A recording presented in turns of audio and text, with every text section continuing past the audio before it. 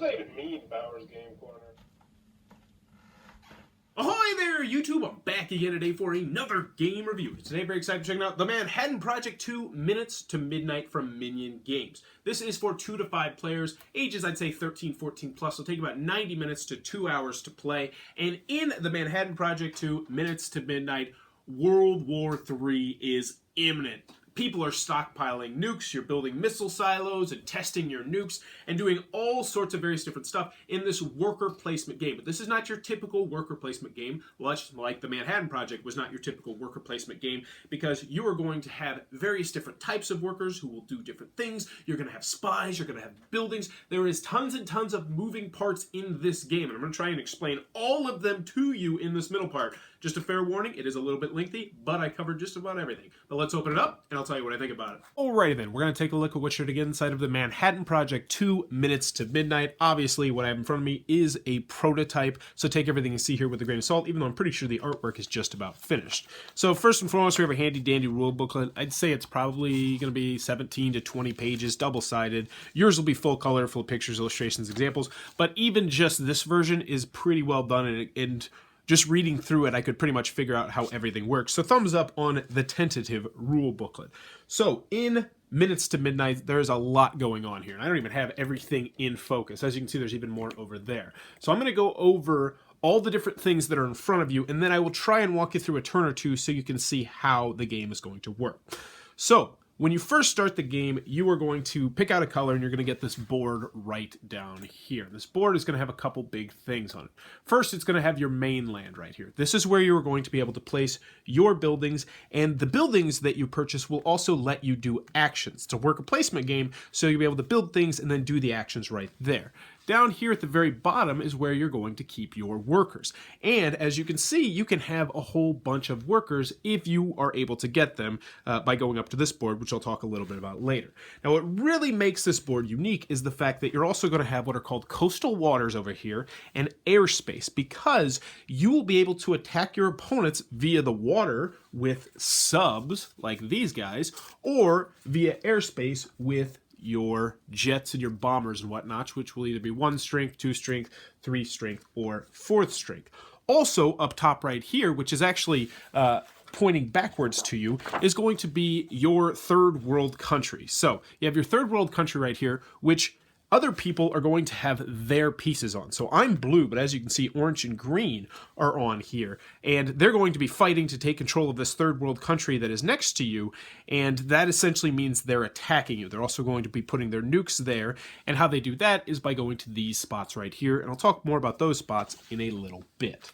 So moving upwards to this board right here, this is primarily the board where you're going to place to get new workers. In fact, I think it's the only place where you can get new workers. So we'll start at the top and we'll work our way down. So first up top, this is just how you are going to recruit new people. And one thing I do want to mention about this game is when you put the things down, you don't actually get the bonus. It's only when you retrieve the worker do you get the bonus, which I think makes a little bit more sense thematically. But anywho, up top we have recruiting. Over here, this is how you will get politicians, how you'll get generals, and how you'll get spies. So for this one, you place any worker and you pay a coin, and then you can convert them into a spy. Over here, you just put anybody, and you get a politician plus $1.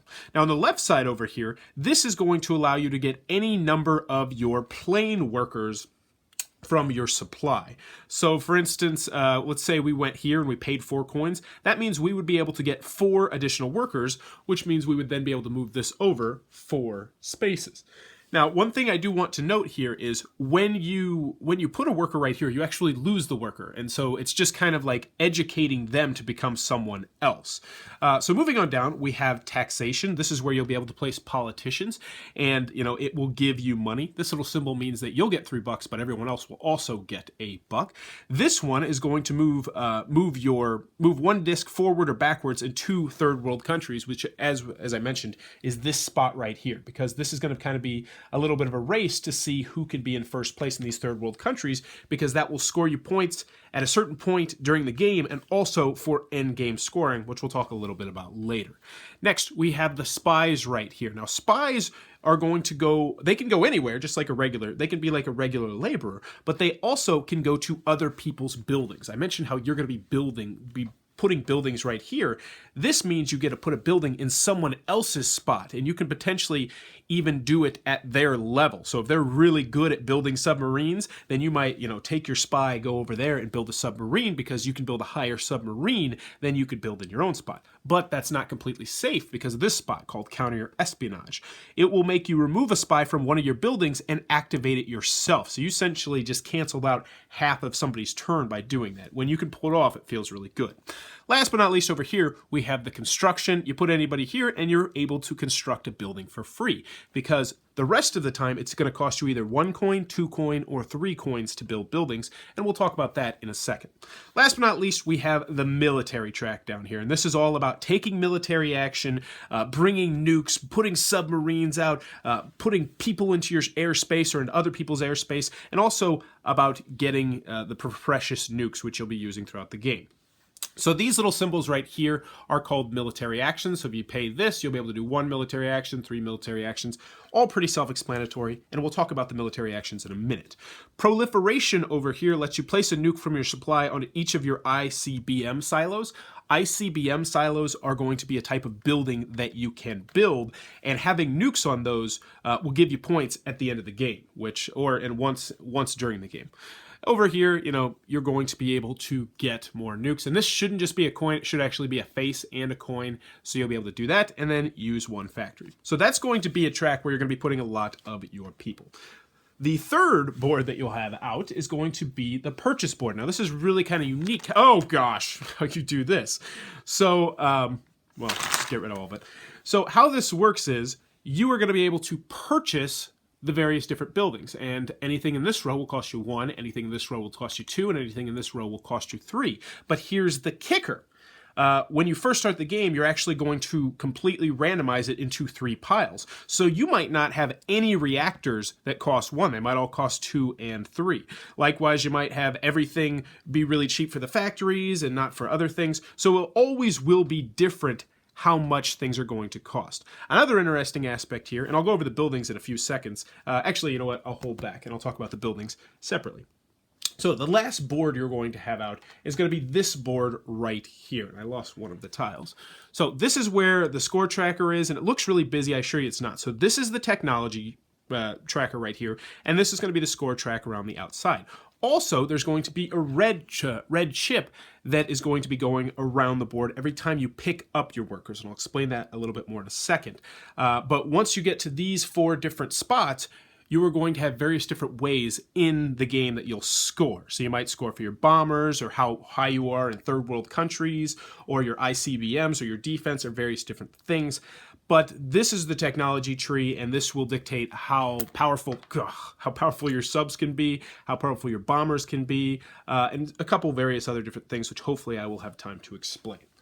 So let's go over the components, then we'll get into the gameplay. So everybody's going to get a whole bunch of these little units. They will come in 4 different types. You'll have little generals, you will have little politicians, you will have little general workers, and then you will have spies. They all have their own different purposes, as you saw. There's going to be really 2 forms of currency kind of in the game, which are going to be the little nuke tiles, and then, of course, money. And when you first start the game, you're going to have 5 of each if you're the first player, and then from that point on, you'll get various different extras, because going first gives you a slight advantage. So let's talk about the different buildings, because that really is the crux of the game, how you decide to design your main land. So luckily, I have them all over here set out. So first, we have the research lab right here. If you build it and then you put a worker on it, and you pull the worker off, you'll be able to move up 1 on the technology tree, or you'll be able to gain $2. And other people's spies can go here and they can use this, which also blocks you from putting your guys on there, because you can only have 1 guy on a spot, unless, of course, it's a spot where you're supposed to have more than 1. So next we have the Abm Launcher. This isn't going to do anything. You're not going to put people here, but what it does is it gives you defense. Because as I mentioned, people are going to be putting things in your coastal waters. They're going to be putting bombers up here, and you're going to have fighters up there to fight them off. But it's always best to have defense, and you will be able to know what your defense is by having your number of Abm launchers times however high you are on the track, which we talked a little bit about over there. So Next, we have the factory. This is going to allow you to do two options when you pull off a worker from here. You can either get a coin, you can build a sub, or you can build a bomber. And whatever your level is, the technology level on the bombs or the submarines is how high of cards you can do. So let's say, for instance, you are at 3 on the sub track, which is the highest it can go. You can build these really powerful bombers, which will send 7 nuclears over to your enemies.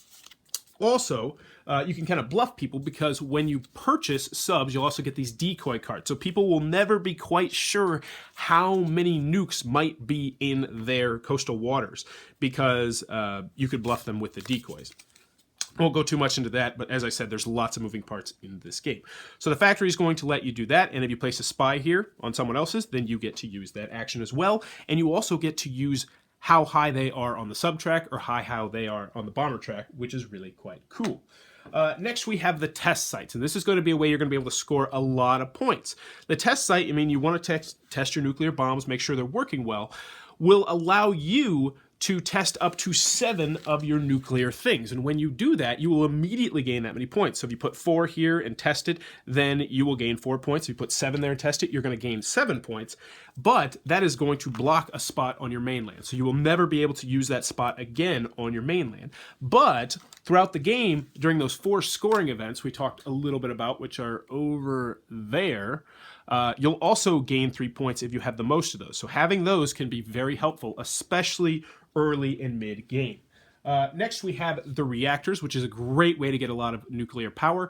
Essentially, how this works is however high you are on the tech tree for this particular tile, the reactor tile, is how many nukes you can get. So you can go all the way up to 5, which means if you have more than one of these buildings, I mean, you could potentially be pulling off a lot of nukes at a time, which then, if you have time, depending on how early in the game you do it, you can send off to other people's third world countries, which can really help you out. Last but not least, we have the Icbm Silo. These are going to score you points at the end of the game and during the game, and this is kind of just where you're going to let your nukes sit. And there's a whole scoring event around it, which I will talk about actually right now. So let's talk about the 4 different scoring events that you will trigger throughout the game, and you will randomize those. So every game will have its own little different flair. Like maybe one game you might be trying to do third world super early because it's going to be coming up early, whereas you might be doing bombers early the next time. So first things first, during all 4 of these events, the person that has the most or tied for the most detonated test sites is going to get 3 victory points. So if you get a detonated test site early on, there is the potential for you to score 12 points throughout the game. But each of these is going to score victory points once throughout the game, and then actually at the end of the game. So all 4 of these are how you're going to score points at the end of the game, but you're also going to score them once during the game, once the marker reaches that track. So bombers, for each nuke on your deployed bomber, level 1+2 in your airspace, you're going to score points. So if you have a lot of bombers stationed in other people's airspaces, you're going to get points for that. You return all the bombers and fighter squadrons to owner's supply, so you will get them back. So you can put them out quite frequently if you want.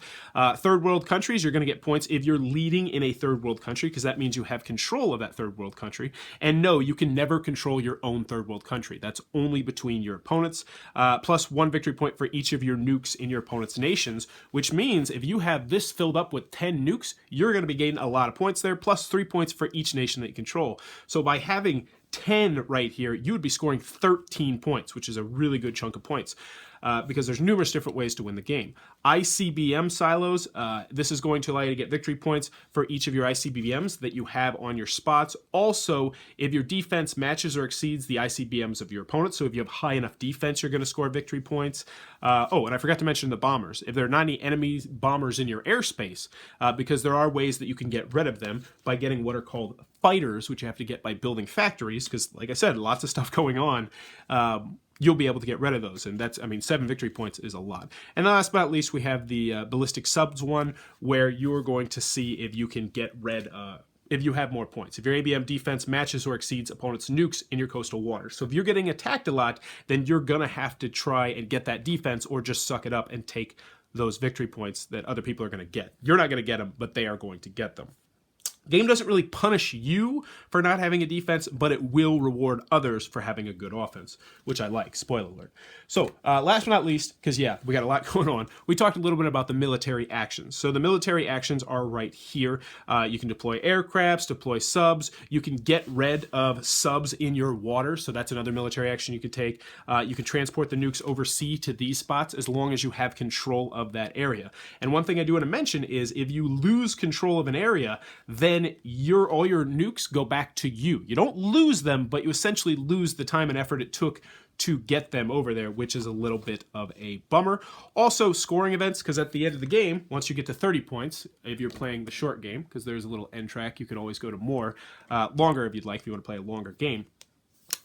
You are going to do all these scoring events again, except for the in-game only, which is really kind of nice. So you're going to score twice for each one of these, essentially. Whoever has the most points will be the winner of the Manhattan Project 2 Minutes to Midnights. But that's not all, because once you've got a couple games underneath you, what I really like is they have this double-sided card right here.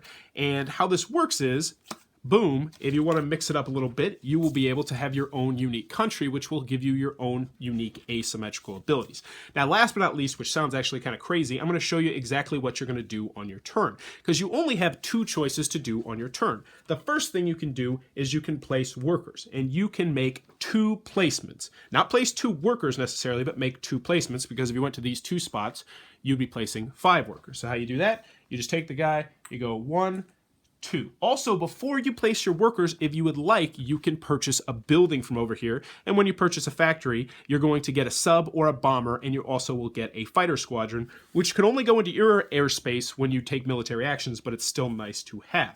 The other option you can do is you could pick up all your workers, and it's pretty simple. You just pick up all your workers, and as you pick up your workers, you will take the action on that space. So I went to the construct 1 building space. I don't actually construct a building when I play it down, but once I pick it up, that is when I get to construct the building. And the order you do that in can be incredibly important, especially if you're looking over here at the technology track. But that, in a very jumbled nutshell, is what you're going to be doing inside the Manhattan Project 2 Minutes to Midnight. Alrighty then, the Manhattan Project 2 Minutes to Midnight from Minion Games coming to a Kickstarter near you very, very soon. I'll be sure to post that Kickstarter link down below. What are my final thoughts? Let's go over the pros. Let's go over the cons. First, on the con side, 2 to 5 players, but I liked it best with more players. This is one of the rare, longer games where I would much rather play this at the full 4 or 5 player count than I would at 2. And 2 players, it just didn't do it for me nearly as much. It's still a rock-solid game at 2 players, but the more players you add, the more I enjoyed the game, because it just makes spies a little bit more viable. You have more choices where to put your spies, and there's a little bit more strategery in how you place your spies and when you place your spies. Not to mention that third world country track really becomes a huge competition where it's like, I either need to commit to this, or I need to understand that I'm probably not going to be invading other people, and I just got to focus on bumping up my defense, which is not going to be for everybody. Now, another comment I have with the game is the fact that the theme is going to be a little bit gruesome for some people. Now, in the original Manhattan Project, you were just kind of building the bombs, which by itself is an interesting theme. This one, no. It is Minutes to Midnight. World War III is imminent. You are taking submarines and you're taking air fighters, well, not air fighters, but bombers, and you are just trying to get ready to bomb third world countries and bomb other people's mainlands. And it's a very dark theme, which might not be for everybody, but that being said, the theme comes across very strongly, which is good, but at the same time, it could be bad, and only you would know that. Another comment I have with this game is that there are a lot of different things going on in the game, and you need to make sure you explain each of these different things when you're teaching the game. You need to make sure you explain how sporadically, 4 times throughout the game, we are going to score in the game. And if you are not prepared to score for that phase of the game, you're probably not going to get that many points. So you need to make sure you explain every single detail of the game before you get started. This is also one of those games where I feel like if you played it a couple times, you're most likely going to crush somebody who's new, which is, I don't necessarily think that's a huge con. I personally like that challenge, but it is something that I did want to mention. Any other cons that I have with the game? I'm really struggling here. I mean, you got to go into it knowing this is a meaty kind of brain-burning game where you're going to be thinking about which strategic choices you want to make. And there can be some times where you'll get that feeling, that dreaded feeling of like, an hour in and you're like, I'm going to lose this game. I just feel like this guy is just kicking the living you-know-what out of me, and I have no chance of coming back. And that is unfortunate. That being said, you can team up on people somewhat, a little bit with those third world country attacks and kind of knock them down. But for the most part, there's not too much you can do. There is definitely player interaction in this game. But as I mentioned in the middle part, you attacking other people doesn't really hurt them. It just helps you. So you can kind of team up on that person, so they have to focus on defense. But anywho, continue on to the pros. Wow. I really like this game, and I highly recommend this game right from the jump, especially if you're looking at it from 3, 4, or 5 players. And there's a lot to like about this game. And I'm going to compare this game to Orleans initially, which is one of my favorite games of all time. And in Orleans, there is tons and tons and tons of different moving parts and moving pieces and lots of things going on in the game. But the game is very streamlined so that it's not overwhelming, and I feel the same way about this game. Yes, there's 6 different kinds of buildings, and there's tech trees, and there's technology tracks, and there's sub tracks, and there's airplane tracks, and you have airspace, and you have coastal waters, and you're battling over third world countries, and there is so much stuff going on, especially when you have the decoy cards and you got everything else popping and you're worried about what's going to score next. But at the same time, the game never feels overwhelming because your turns are really simple. It's either I'm going to build a building, maybe, and then place 2 workers, or I'm going to pick up all my workers. So that's all you have to focus on. You can just focus on next turn, all right, I really want to get some money, so maybe I'll go to the political track. And then, you know what, maybe I want to construct a building, maybe I want to do this. So it's never overwhelming. Now, I would not consider this by any stretch of the imagination a gateway game or a game for newer gamers. But still, I really do like that aspect where I think if you were familiar with, 5, 10 hobby games, you could introduce this to someone as long as they have the patience to sit through the rules explanation, because the rules explanation can be somewhat lengthy. And as I mentioned, you want to make sure you explain all of the rules and all the scoring. But I just love the numerous different paths to victory as well. And it felt like each one was viable. You want to come just attack me and attack me and attack me? That's fine. You know what? I'm just going to focus in on getting all these nukes and then just blowing myself up. I'll blow myself once up early so I can start accumulating those 3 points each time. And then if you can get that machine going, whoa, 7 points, 7 points, 7 points, 7 points. That's a viable strategy. If you want to go third world countries and you just want to go blowing into everybody's third world countries and start laying down your nukes all in their face and putting all your subs in there and getting into their airspace, that is a perfectly viable strategy. If you want to get your spies up and popping and then just kind of be like, ooh, this guy he's gaining a lot of nukes over here. And yes, maybe I have to give him 2 of the nukes when I produce nukes over there, but I still get 3 of them. Not to mention you block the spot from their use, or it's like, ooh, this guy has really powerful submarines. I could go over there and just, borrow his plans.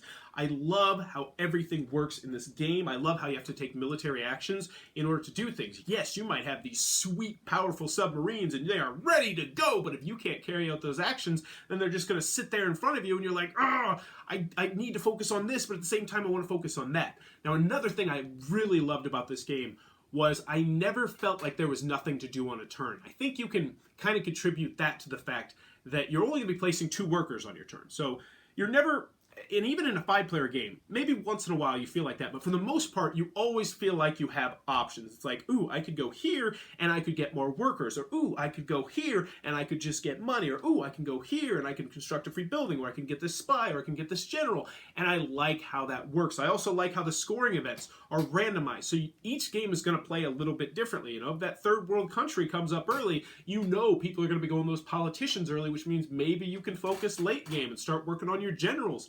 And there is just so much to like about this game. And not to mention, I love the fact that they have the asymmetrical. Like, this feels like an expansion. This feels like a micro expansion. And I'm so glad that they included this in here, where you each are going to start off as a different country. And you get dealt 2 of these countries and you pick the one you want. And it's going to give you your own unique quirks. And I like that a lot as well. Overall, Manhattan Project 2 Minutes to Midnight is fantastic. I love this game. And I recommend this game if you like meteor games. It is 2 hours. And they even say in the rules, you're playing the short version of the game when you play the 90 minutes to 2 hour version of the game. Now, I have not played a long version of the game, full disclosure. But yes, I would definitely be down for that. And overall, just highly recommend this one. And I think, as much as I loved Energy Empire last year, I think this is probably my new favorite Manhattan Project game. It is just outstanding. Highly recommend the Manhattan Project 2, Minutes to Midnight. If you like heavier games, this is definitely one you are going to want to check out, I think. If you enjoyed this review, please be sure to click on that subscribe button down below or in the comments below. Let me know, are you prepared for the nuclear holocaust? No, not at all for me. Just not even in the little. I did just actually go grocery shopping, and I have a basement, so kind of prepared, I guess. But for the most part, no, not prepared at all.